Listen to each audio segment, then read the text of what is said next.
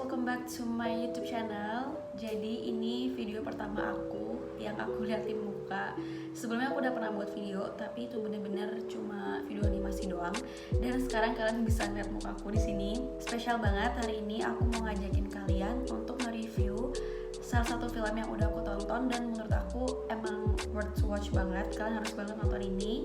Judul film ini itu namanya Selma. Kalian bisa cari dimanapun kalian mau tonton.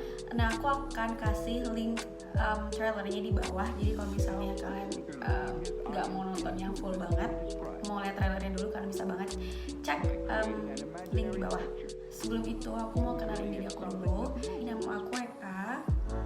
Aku salah satu mahasiswa dari LSPR Bali, dan tujuan aku untuk buat video review film ini adalah salah satunya itu untuk tugasku. Jadi mohon supportnya guys. Nah udah, sekarang aku mau review sedikit aja nih tentang film Selma ini. Jadi film Selma ini dirilis tahun 2014. Film Selma ini adalah film yang diangkat oleh kisah nyata tentang perjuangan Martin Luther King untuk persamaan HAM orang kulit putih dan negro pada tahun 1965. Jadi basically film Selma ini itu mengisahkan tentang perjuangan HAM yang diperjuangkan oleh seseorang untuk mendapatkan persamaan gitu. Nah, aku mau ceritain sedikit tentang plot atau alur cerita si Selma ini. Ini dimulai pada tahun 1964 di mana Martin Luther King dinobatkan sebagai pastor di tempat terpencil. Namun pada hari itu setelah penobatan malah terjadi bom yang mengakibatkan 4 anak meninggal dunia. Lalu si Annie Lee Cooper adalah seorang wanita yang bekerja pada sebuah penginapan, lahir pada 2 Juni 1909 dan memiliki ras negro ini ingin mendaftarkan diri untuk pemilu.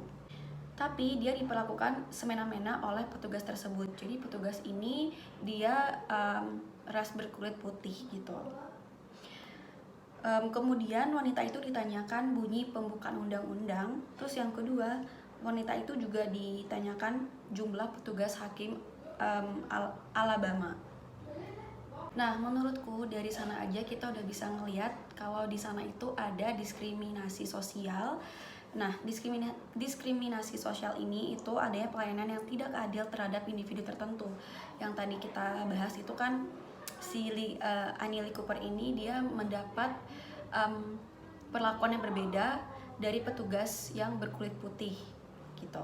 Nah, selanjutnya si Martin Luther King ini akhirnya menemui Lyndon B. Johnson, seorang presiden Amerika Serikat, untuk menanyakan tentang hak warga Amerika Serikat yang selalu ditolak pada saat memilih. Namun usaha itu ternyata tidak berbuah apapun alias sia-sia. Presiden hanya menyuruhnya untuk menunggu. Karena King bersikeras untuk melakukan hal itu sekarang juga, maka ia bergegas ke Selma, Alabama. Di sana dia disambut dengan baik hingga akhirnya ada orang berkulit putih yang mengajaknya untuk berkenalan, namun malah melepaskan tinjuan pada King. Dan singkat cerita, ini yang klimaksnya, di mana orang negro dibawa ke jembatan untuk disiksa kembali oleh petugas polisi berkulit putih. Mereka dipukuli oleh tongkat, dicambuki seperti kuda, dan juga disiram gas air mata. Nah, jadi kejadian ini tuh benar-benar ngingetin aku sama kejadian yang baru-baru aja terjadi di Amerika Serikat yang benar-benar sampai explode banget. Ini menurut aku hampir sama juga kisahnya antara orang berkulit hitam dan berkulit putih. Nah, setelah itu King juga terus-menerus membuat demonstrasi, memberikan semangat untuk kaumnya perihal berdemo kepada pemerintahan tentang perbedaan hak bagi orang berkulit hitam dan orang berkulit putih.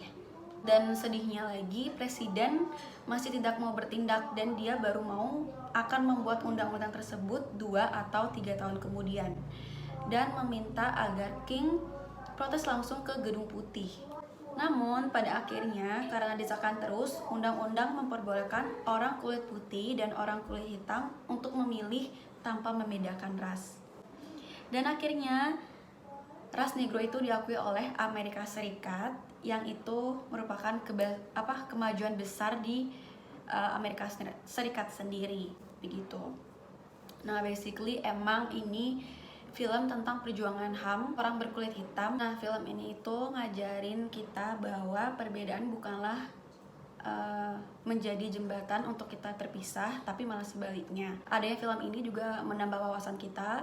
Terus nggak ada tuh lagi yang namanya diskriminasi sosial, karena diskriminasi sosial tuh emang masih terjadi di dunia ini, tidak bisa kita pungkiri. Segitu dulu untuk review filmnya hari ini. Semoga kalian bisa mengerti dan bisa mengambil hikmah dari film Selma ini. Thank you guys, jangan lupa like, comment, and subscribe.